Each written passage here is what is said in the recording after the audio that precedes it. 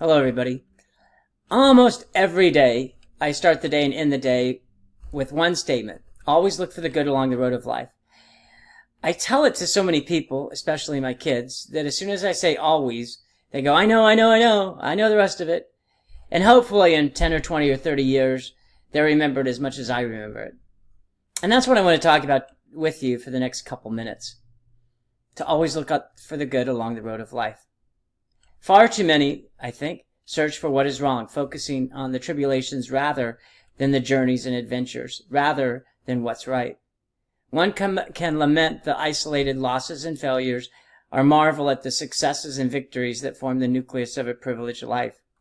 To seek happiness rather than sadness, to offer admiration rather than criticism, to be appreciative rather than ungrateful, and to search for the good rather than the evil are all choices to each and every one of us, if we so choose to make the right choice.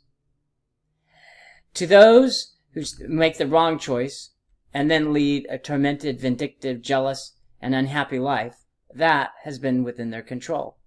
Their life is a consequence of evading rather than charging, playing rather than working, spending rather than saving, criticizing rather than praising, and blaming rather than accepting. Some forever looked at their lack of money rather than the abundance of friends, their loss of a loved one rather than the good fortune to have had people to love. Roses have thorns and parks have concrete. Most focus on the pain of the thorns and the ugliness of the concrete rather than the beauty of a rose and the beauty of the green grass. Rarely do people pass through life unscathed, though. Births are followed by deaths. Some marriages end in divorce. Bankruptcies may occur more frequently than windfalls, but nearly every person can see, hear, smell, and walk.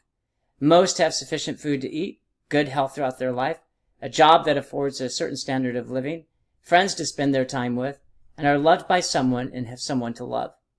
These may be the basics of life, but the appreciation of these basics serves as the cornerstone of a good life, the foundation upon which contentment and happiness are achieved.